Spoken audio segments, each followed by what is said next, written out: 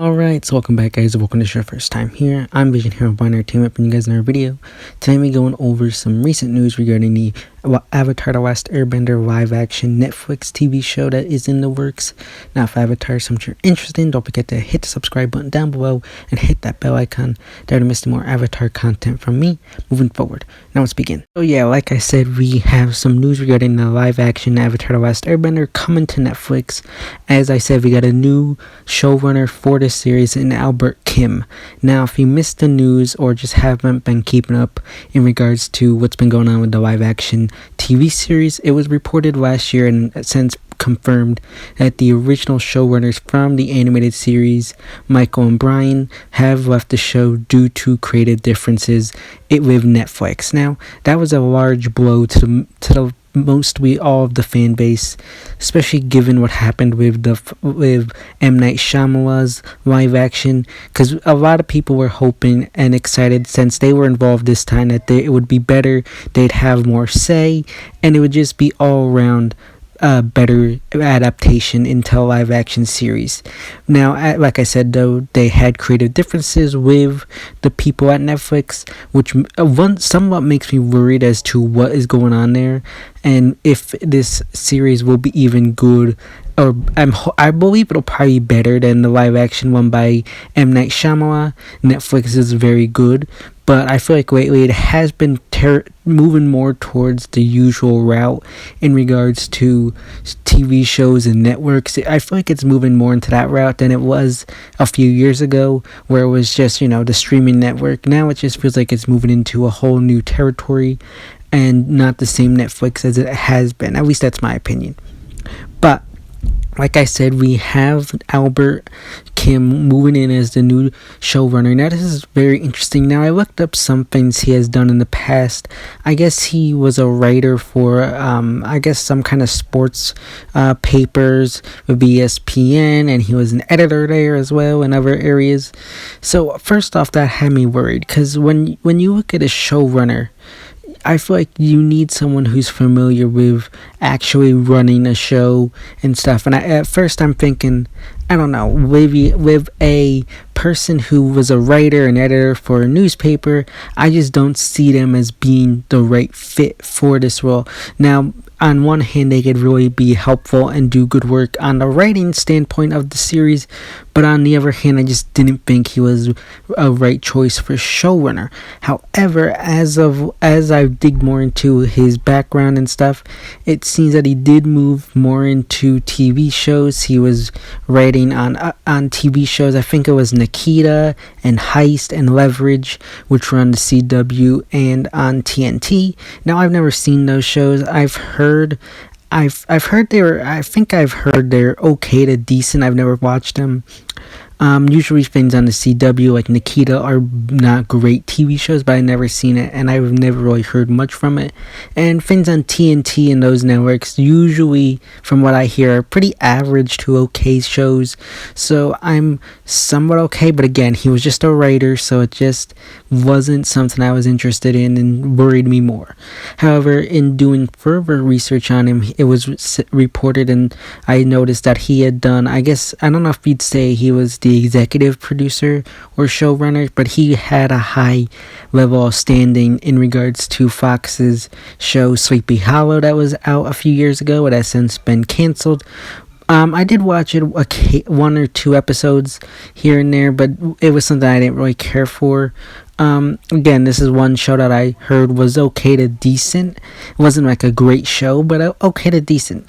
So looking at these shows he's worked on, it's very interesting because they're not these high level shows that you hear about, and this is a very big franchise that people care about. So when you bring in someone who's inexperienced at big shows and was a writer, it worries me because you want someone big who has experience in show running to be at the helm of the series, given how big it is, given how important it is, given how much fans love the series. So given his inexperience with show running, like I said, it does worry me. but I'm always willing to give someone a chance. That's how I am. I will give the man a chance, and hopefully he proves himself worthy and to be a good showrunner.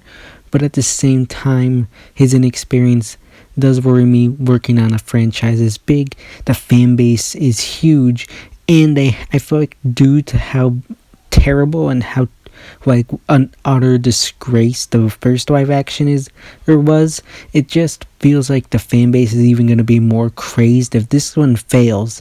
I feel like the fan base is gonna erupt even more. And compared to 10 years ago, you got social media now. That is gonna play a big role. Like, if this show bombs, like, it is gonna go crazy on social media just due to how popular it is. You got the new age people who have discovered the series due to it returning to Netflix. So this is a big moment for the people and everybody regarding this series that they're working on. It is such a huge project, something that's loved by so many people, that bombing it again, it's might as well, it's done at that point. You can't do a live action if that happens. I think 2 times is good. 3 times, if you have to go for a third attempt at doing this, then yeah, you're out. Like, we know at that point it's either like they don't understand the source material or it just can't be done. I mean, Brian and Michael, I feel like if they had the rights to it, I don't think they have the rights to it. I think when they sold the idea, they pretty much gave it to Nickelodeon. I don't totally understand how that works, but I'm pretty sure they don't hold the rights, even though they created these characters, created this universe. I don't believe that they hold the overall rights to the series. But with that being said, I think that this is a moment where we gotta take a good look. We gotta be patient. Like I said, this could end up being good. It could be a dumpster fire. But we all have to just wait and see. We have a new showrunner, but at the same time, the head writer from the original animated series is still there. So I hope and pray that he at least has a large say in what's going on, and hopefully that they can, with him there, they can actually make something good. Because I feel like at least someone from the original series will be there. Someone that, from what I understand, is someone that cares about the series. He was a huge fan of the original series. He was excited for this. So I really hope with him at least still involved in this series, at least hopefully it'll end up being good. Again, we don't know how it'll end up. And live action is always a tricky thing, especially given something like Avatar.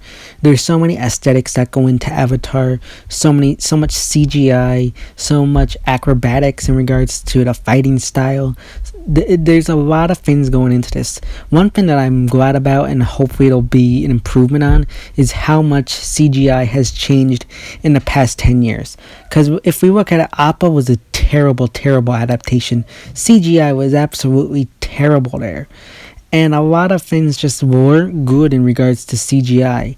And it's been 10 years since the last Airbender movie was made.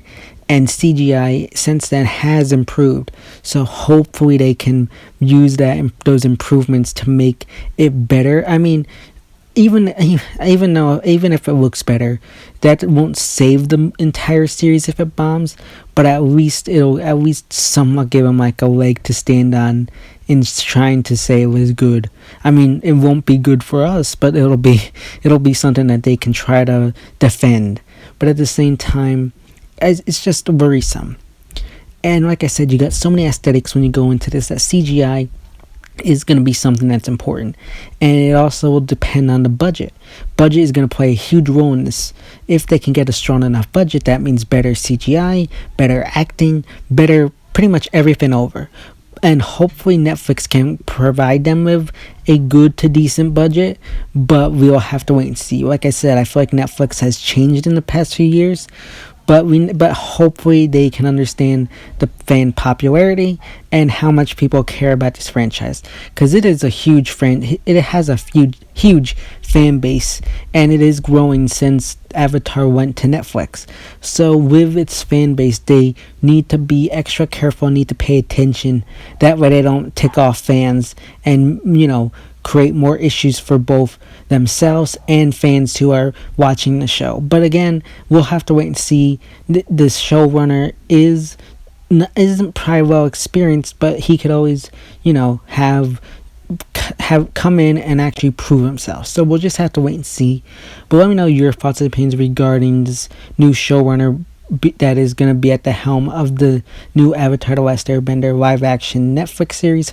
Let me know your thoughts and opinions on that in the comment section down below. So yeah guys, those are my overall thoughts and opinions regarding the news of the live action Avatar: The Last Airbender series getting a new showrunner. As always, if you like this video, don't forget to give it a big thumbs up and share. Don't forget to hit the subscribe button down below and hit that bell icon to never miss more Avatar news from me moving forward.